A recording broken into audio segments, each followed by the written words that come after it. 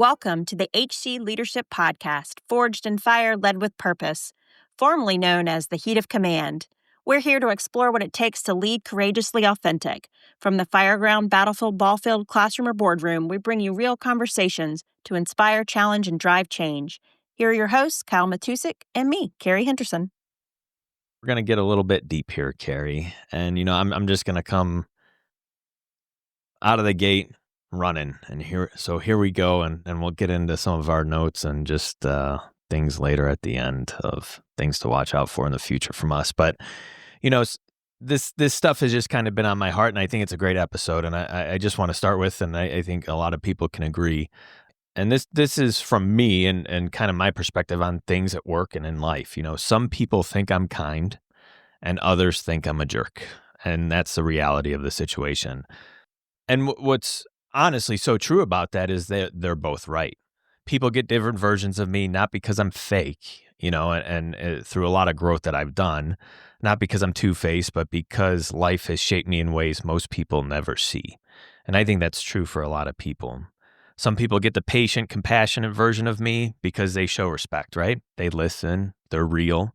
Others get the firm, direct, no more nonsense versions of me because I've learned that boundaries aren't rude, they're necessary. And sometimes that's hard to do. And if I'm honest, a few people have gotten the worst version of me. The tired, the stressed out, the emotionally running on empty version. The one that snaps too fast or shuts down too quickly. I'm not proud of any of that. But I've learned a lot through life and where I'm at today, and I'm not responsible for managing everyone's opinion of me.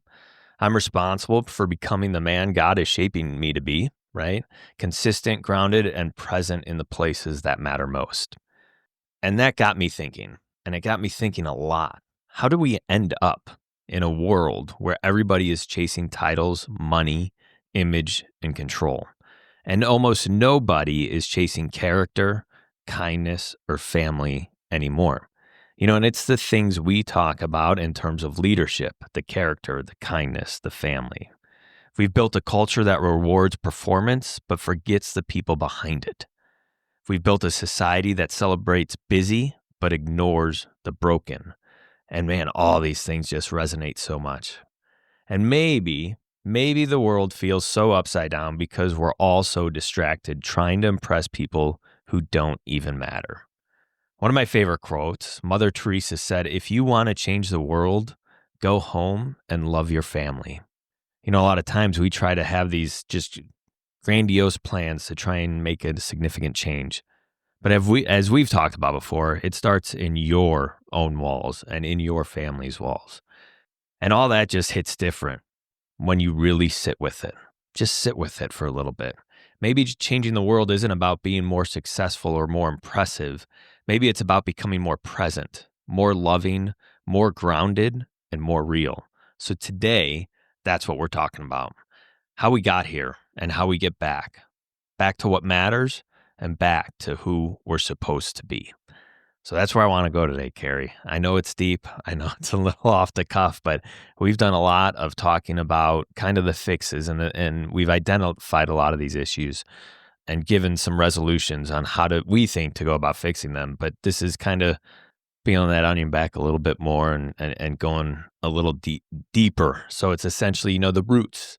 How did we get here? How did our identity just drift? And how have people gotten to the point where they don't know who they are, so they cling to roles, accomplishments, and labels? Like, how did we get here? Yeah, I mean, it's a system that rewards that. It's a system that rewards busy. It's a system that rewards accolades, money, comfort, being liked, validation, and not what actually fulfills you. And I think there's lots of probably deep-seated reasons that this has happened, and we can unpack some of those today. And you know, I chase the wrong things and still do. Oh, yeah. Everyone does. Yeah. It's so easy to chase the wrong things and not focus on what you need personally to fulfill your life and fulfill your purpose. And so I can remember when my husband and I started dating and I was chasing all the wrong things. I was so busy just And I've always been a busy person, and you can ask my mother. Like, from the moment I was born, they kicked me out of the nursery, and this is on my LinkedIn profile, it's a true story, kicked me out of the nursery at the hospital and told my mother she's bored. I was literally, like, a day old, and they're like, "She can't be in here, she's bored."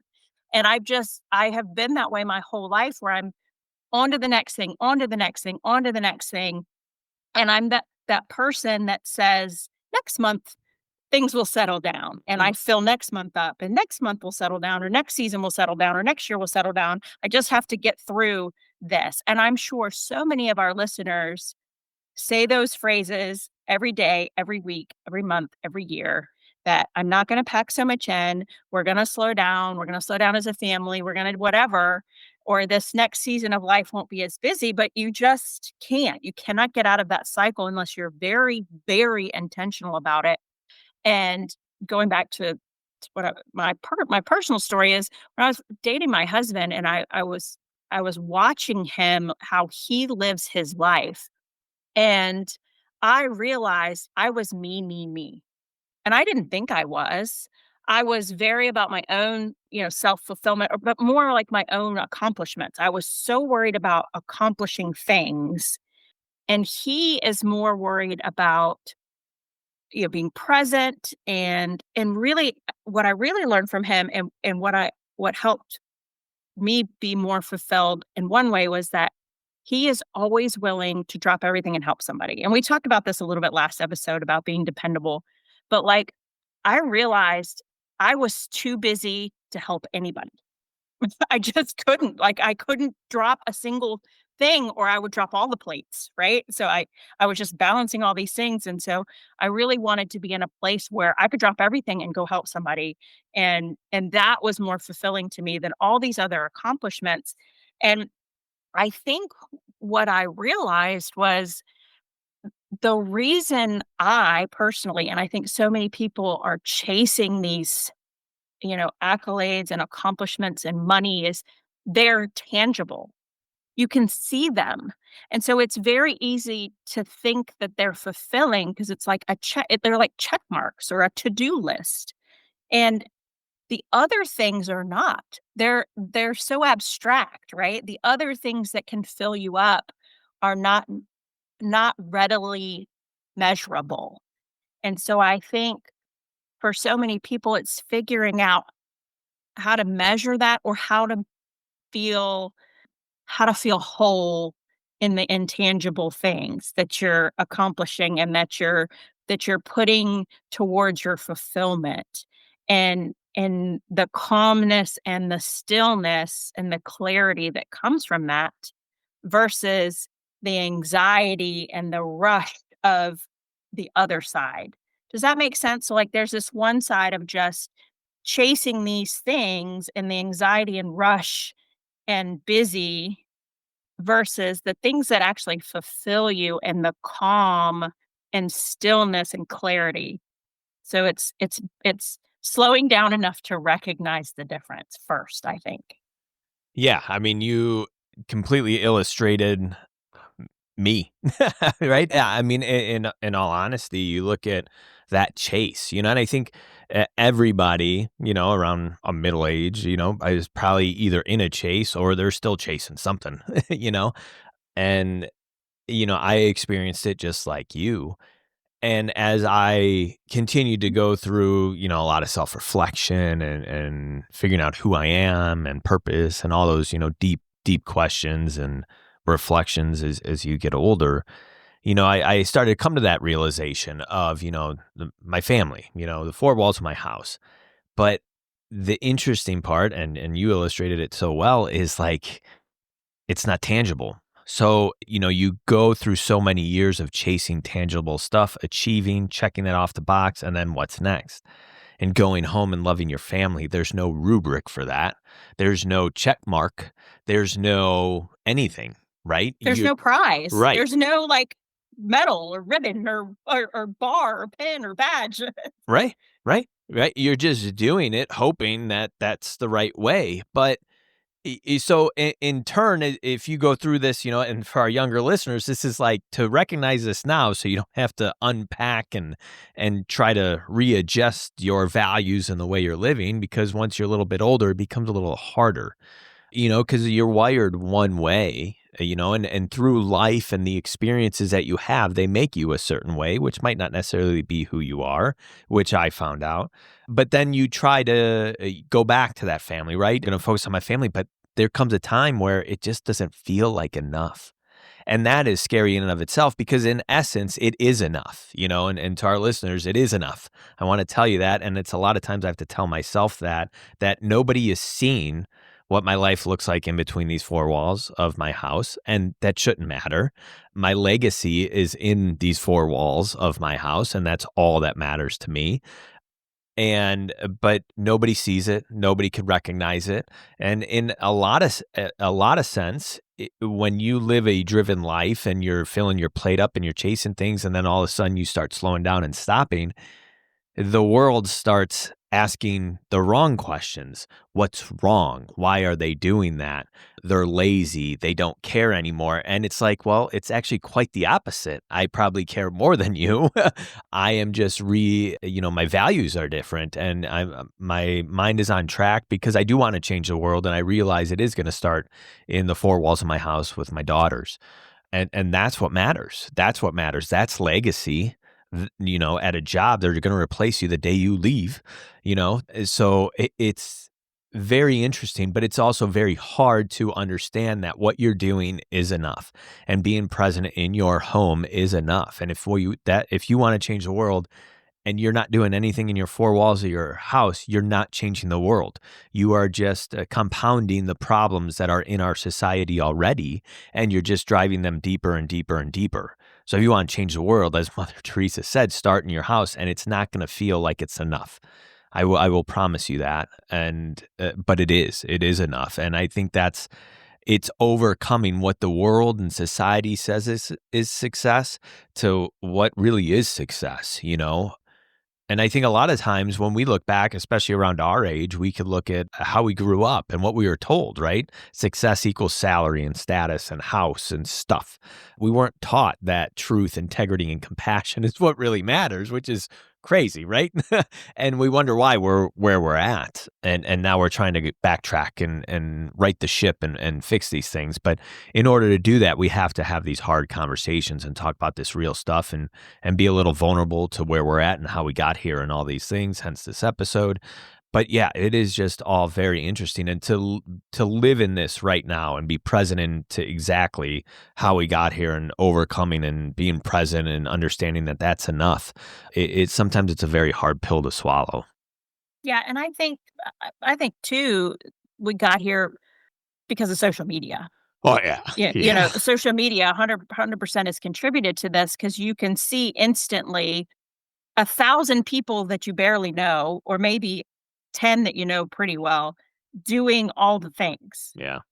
This guy has achieved this, and this woman has done this, and it's just this constant influx of success and a constant influx of the best parts of people's lives, but none of the bad parts, really. Some people will occasionally throw some stuff on there to be, honest, but like that's social media. And I think so many people don't understand is not meant to be like a view into someone's complete life. It's the highlight reel. Yeah.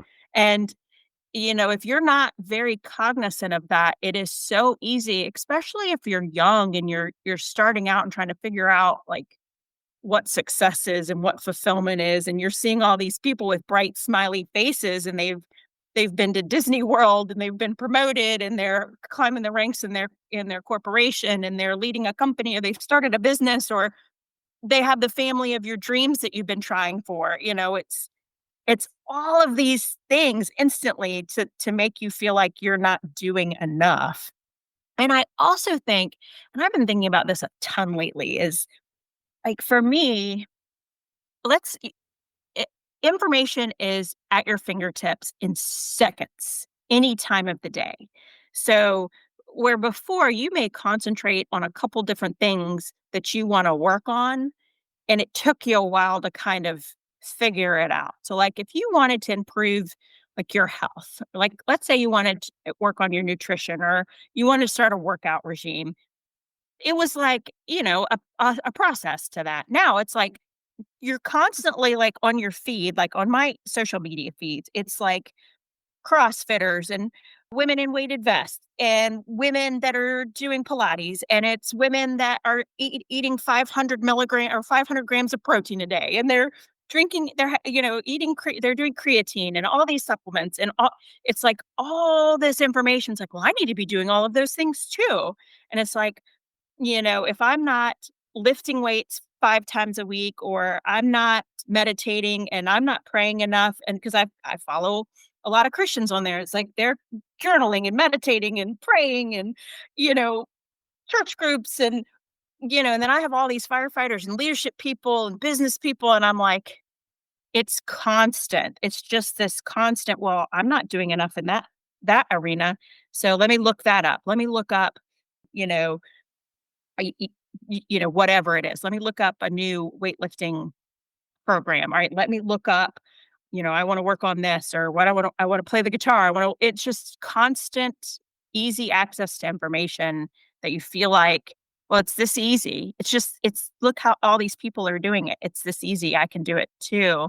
Instead of, what is truly fulfilling to me, and the slow down to figure that out. And so that's for me personally where it feels like the culture we live in of instant gratification, instant information, and all the social media stuff out there. And I that's what worries me so much about our kids is they see all that out there, and it's like, I'm not doing enough. I'm not, you know, I don't have a 12-step face care routine, and I don't, it's Yeah. just the Yeah. craziest stuff out there right now. So Yeah, yeah, the speed of it all is just it's crazy, and it just creates a society that we're in, and as you said, it's that kind of that fear, that FOMO, right? Fear of missing out. So now we're just gonna pile our plates and just and it in light speed now, you're going in a completely wrong direction of who you really are at your core. And, a lot of times you always hear the phrase less is more. And this is really an instance where less is more. And, have you sat with your own thoughts for 30 minutes, right? Or an hour and really evaluated who you are beyond all the noise in life, beyond everything? And really reflected on where you're at and how you got there and who you really are and what you want to chase and all these things. And because that matters so much more than what you're seeing on a daily basis on the socials and what the world is telling you is success. There is just so much more to that. And we look at identifying the issues and then the cost of that, right? There is such an immense cost to chasing all these things. And, it's stuff that we have talked about so much. I think burnout being the number one. And then number two, for me, personally, families neglected for a job that would replace you in 24 hours. And I see that. I experienced it as a kid, right? The job that we do caused neglect on the kids and me as a kid. And it's just, how can, like, why? Sometimes I'm like, whoa, and there was a time I was stuck in that cycle. Like, I got to do this, I got to do this, and my family will appreciate it eventually and all this. And it's like, no, they won't. All my girls want, I don't even need to do anything for them. I don't need to buy them anything. They just want to sit and watch TV with me.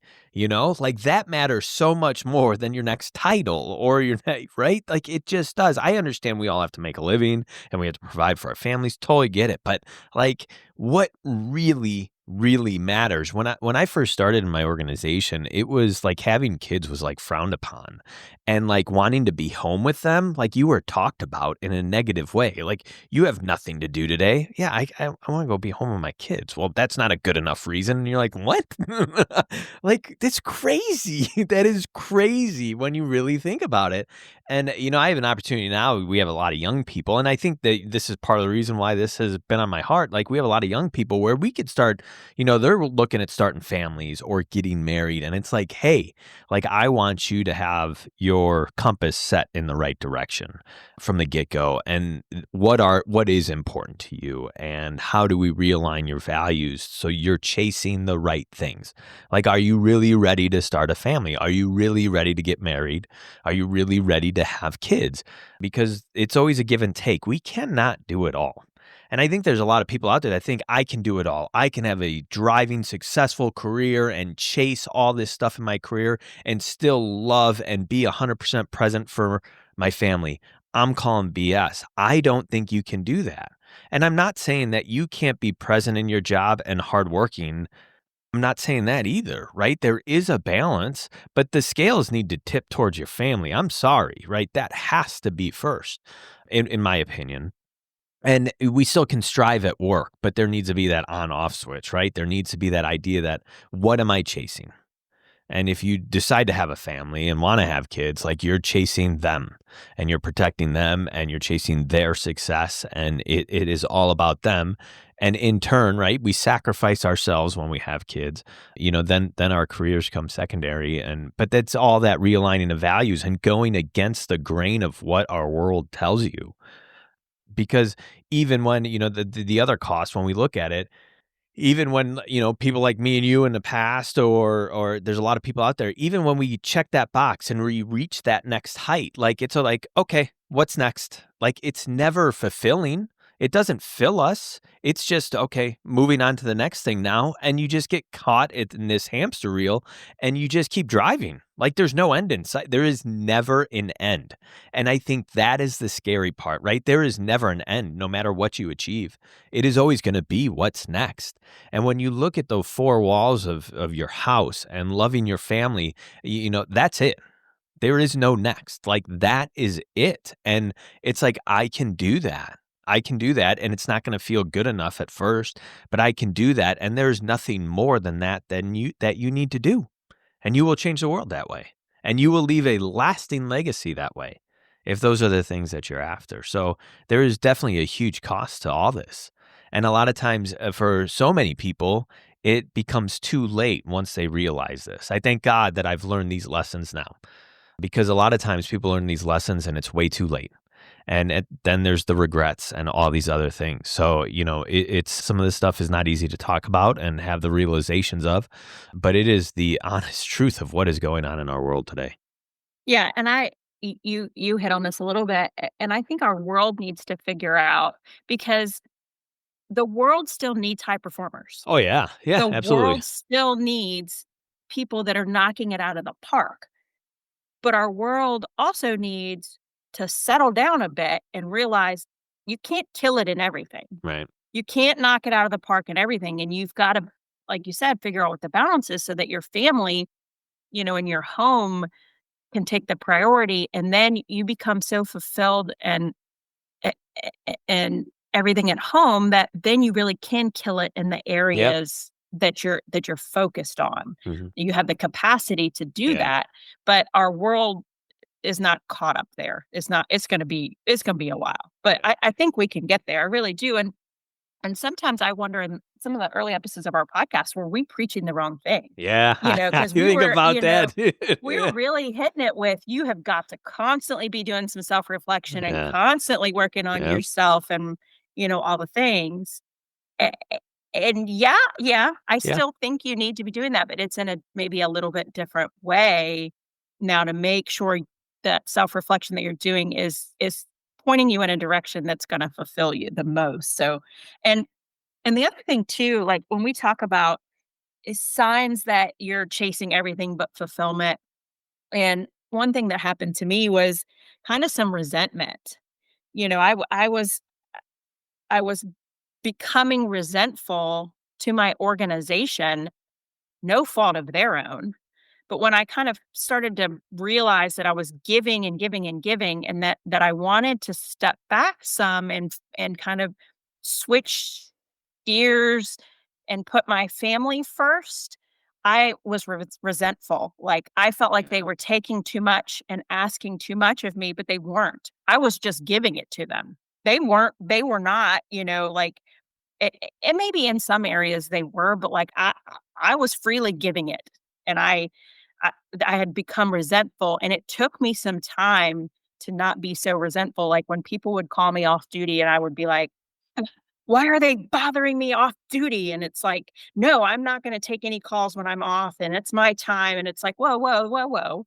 Like I had become kind of bitter. And so that was a big sign for me.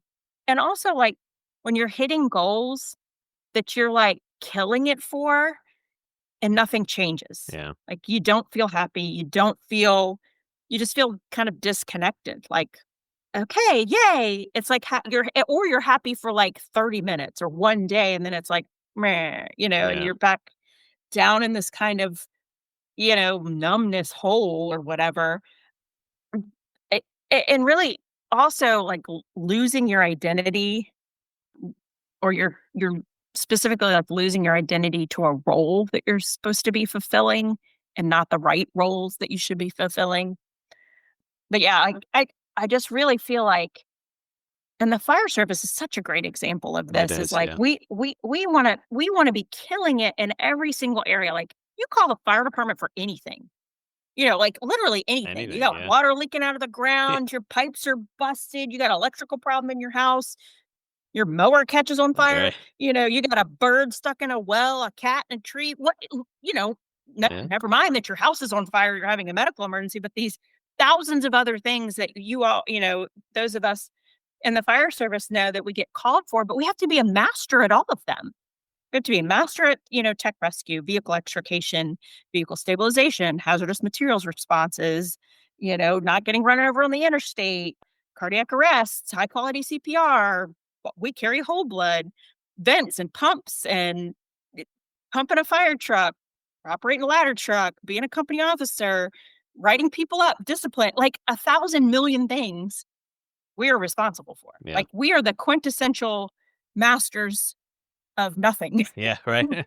Jack of all trades, masters of none. Yeah, exactly. So it's like, we're the first ones that need to take a look at this. Like, okay, let's maybe our folks would be less stressed and have less anxiety and be higher performers if we, you know, specialized a little bit in Yeah. certain areas.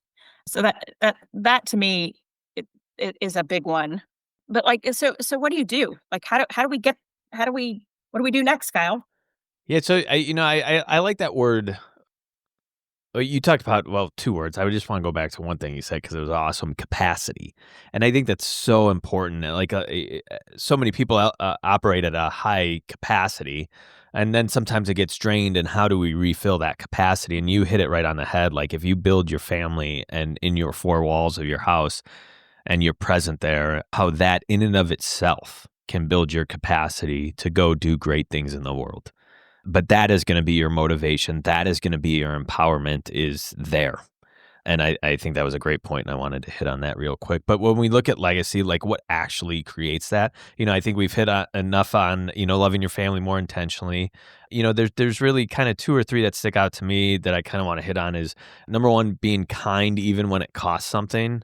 Choosing presence over performance, which we've kind of hit on a little bit, and then creating moments with your family instead of collecting milestones, which we talked a little bit about. But getting back to the kindness, this is one that's been sitting with me for a while. And when I opened up, I said, some people think I'm kind, some people think I'm a jerk. I don't know if I could get to a place where everybody thinks I'm kind. I don't know. I think boundaries are important. And, I think truth is hard and also important. And sometimes, even though I'm truthful in things, it's not because I'm being a jerk. It's because I'm just being truthful and have boundaries. Like, it's not, it is from a place of kindness, but it comes off as being a jerk. So when we look at being kind, even when it costs us something, this is an area I have to work on greatly. How do I be kind to my enemies? How do I be kind to people who do me wrong? And sometimes that's very hard to do, and because sometimes it's just very easy to react. But kindness goes so far, and it's not just this surface level feeling, right? It's a discipline, right? Being kind is a discipline, and it takes effort, and it takes vulnerability, and it takes humility in yourself to go and do that on the regular basis. And it's with everybody. There's so many people that walking through our lives on a daily basis that we have no idea what they're going through. And an interesting spot where I'm at, it's like a lot of times I can look at people and see exactly where they're struggling and see exactly that they're chasing the wrong things. And it's like, man, if I could just redirect your ship a little bit, and steer you in a different direction. But even that conversation is hard to have, right? Because you're breaking somebody down. And again, that could come off as being a jerk and not being kind. So, I think when we look at kindness in some aspects, it's putting your kind gloves on and being gentle. But I think also when we look at kindness, it's having the hard conversations and being truthful with each other. And I think, especially when we look at leadership and the workplace, being kind, we have to take this rank structure out of the picture at some points. Like, I understand its necessities, but I also understand that we are all human beings.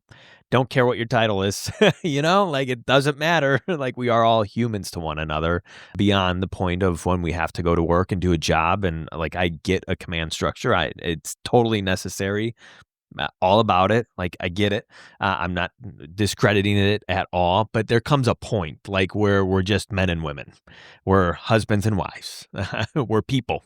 Like, let's get back to that. Let's have real conversations. Let's try to help each other. Let's have real conversations without getting defensive all the time.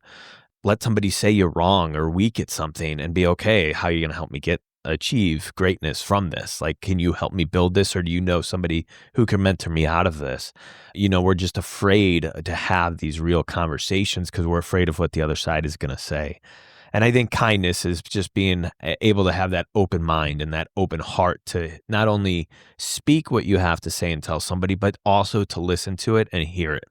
And when we come at people with, maybe weaknesses or vulnerabilities they may have, like, don't just come to them in an attacking way, but come with solutions as well. I've been there. I know what you're going through. This is what I did and it worked for me. Here are some other strategies. And because, yeah, we can look at like kindness on the surface level, and we just go say good morning. We open doors for people, whatever. But it's just so much more than that. It's having a genuine impact on somebody's daily life, away from the job title itself, having a genuine desire to know about people's inner struggles and strengths and how they can be an impactful part of the team, how the newest guy in your organization or fire department can actually teach you something. Like, what is a strength you have that might be my weakness? How can you help me here? Like, give them something to achieve and something to go after while you're also mentoring them in this big game we call life. It's just such this broad picture, but kindness, I think, is where kindness and love, right? That's where it all starts. And I think that's why when we look at the family, and maybe I'm just examining Mother Teresa's quote, I don't know, but we really can learn love and kindness within our four walls of our house without being judged. Right? My kids aren't going to come to me and be like, you weren't kind in this way, or you didn't love me this way. They're just going to accept what is as it is and think it's normal, right? And I could ask them and we could have deeper questions or talk to my wife. And in your house, that judgment tends to be gone. So we can really work on that kindness and love within our house, which then gives us the capacity to go outside of our four walls, as Kerry said, and go do that in the world. So, we look at that quote and it's like, work on yourself in your four walls, because that's where you're safe. That should be your safe place. And obviously hopefully we have our communities and people where we can do that too. But like, that's where it all starts. And then we have the capacity to go do it in the world. And, this isn't an overnight thing. Just because we have these realizations doesn't mean that tomorrow I'm perfect in all of it. It is a long grind, and it is a daily discipline that we have to pick up every single day and work hard. And some days it's easier than others. So I think, that's when we look at legacy, it is being present is a big one, and being kind and showing love and putting that back out into the world is kind of where we start turning, right? And start pointing that legacy in a different direction. What about you? Well, yeah, and to go back to your kindness thing is an evolution for me. Is when I was younger, I had a really hard time saying hard things to people or standing up for myself or, I didn't like conflict or confrontation.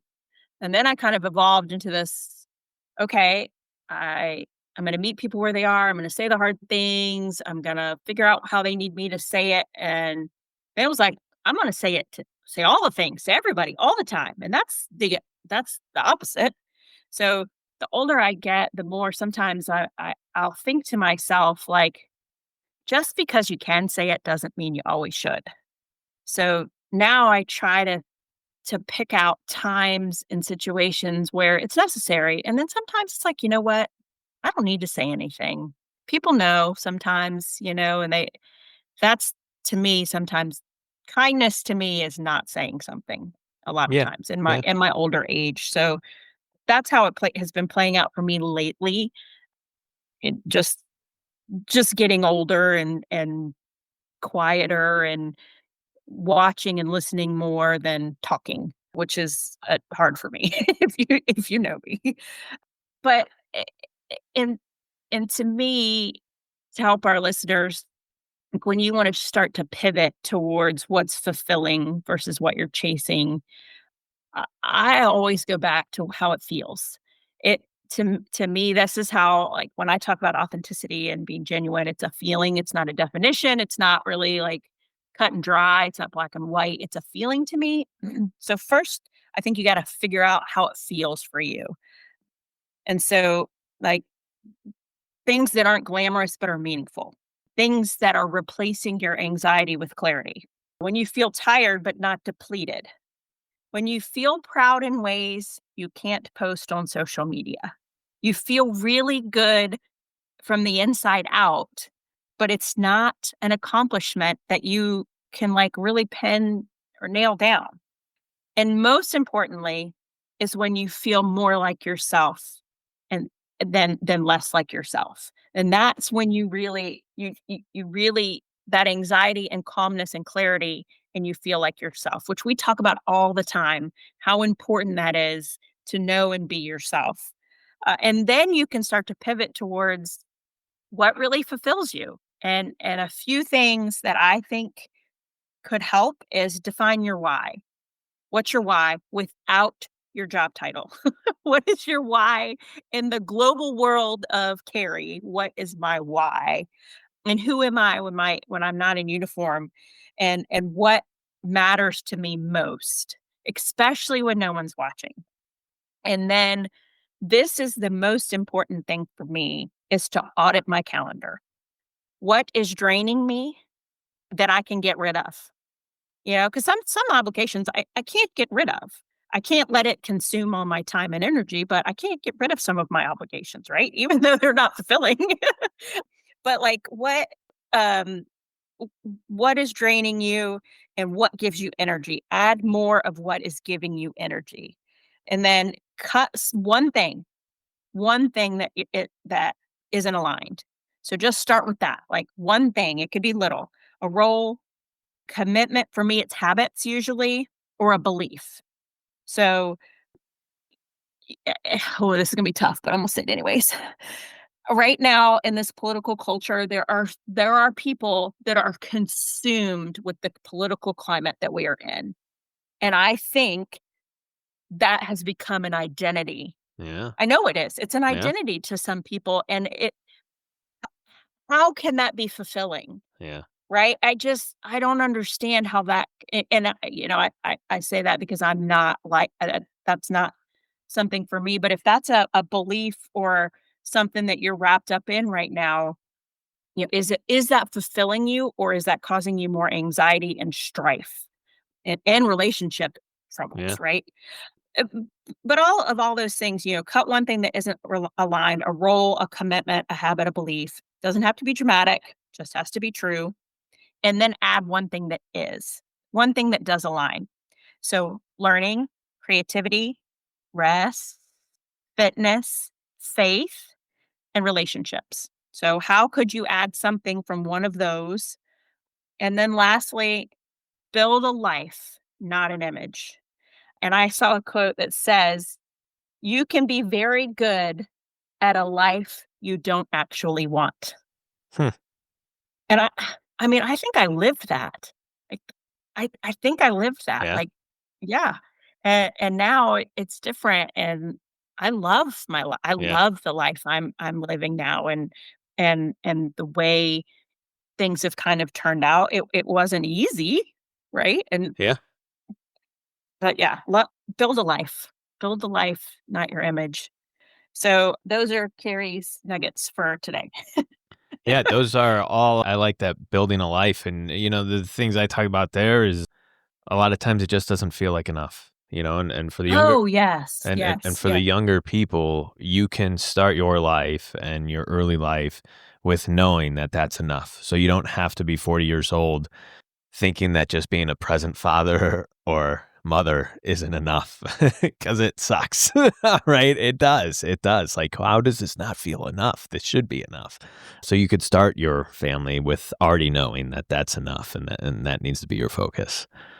Yeah, but your nuggets, I think I had a lot of the same written down here. Reclaiming your identity. You started with start with your why, which is awesome. The kindness as a discipline, not a feeling, is a huge one for me. And we have to look at success differently, right? Just redefining that entire term as impact over image. And where are you going to have the greatest impact? And obviously, it's going to be in your four walls, in your inner circles. That's where you're going to have the greatest impact. Just start there, and who knows where it's going to lead to, but that's where you have to start. You talked about that internal audit, which is awesome. Yeah, everybody should be doing that and asking those questions. What are you chasing? Why? And who told you that it mattered, right? I like rebuilding relationships intentionally. This is another area I've been working on a lot. It's funny, you get older and it's like, how many friends you got? you know? And it's just very interesting, and I sometimes think of that. Wow, what was that movie? I can't think of it. Where the wife is trying to set her fiance up with a best friend. What's that movie? I can't think of it. It's gonna come to my head. You're Uh asking the wrong girl. yeah. Oh, it's a hilarious movie where he's slapping the bass and the guitar. A lot of my listeners are gonna know. Let me know. I'm having a brain fart what it is. But it's like you get older and you're like, I need friends, dude. You need to build that inner circle, and it could be a little awkward. But like deep friends where you can have these kinds of conversations with, because that's what's gonna help you grow. Not the service level, like, hey, did you see the Bears yesterday? Cool. The weather outside's nice. Like, no, we gotta go a little deeper, and that's hard to do. So that's why it's like I think, 2, 3 close, deep friends is so much more valuable than 100 surface level friends. Especially the older you get, because you need that deep, you need that ability to do that internal audit, and sometimes it's hard to do on your own. And then lastly for me was stop letting culture disciple you, right? We have to let truth, faith, and wisdom do that instead. And we're in a time where there's so much to where our culture just disciples so many people, and it's just going down the wrong way quickly, very Yeah, quickly. So, and I would say a quick exercise, write down 3 things that you're chasing. 3 things that you're chasing, circle 1 that makes you feel alive, and if you can't circle 1 on that list, write 1. Write 1 down, write 1 thing that you could chase that would make you feel alive, and what would your life look like if you chased that first?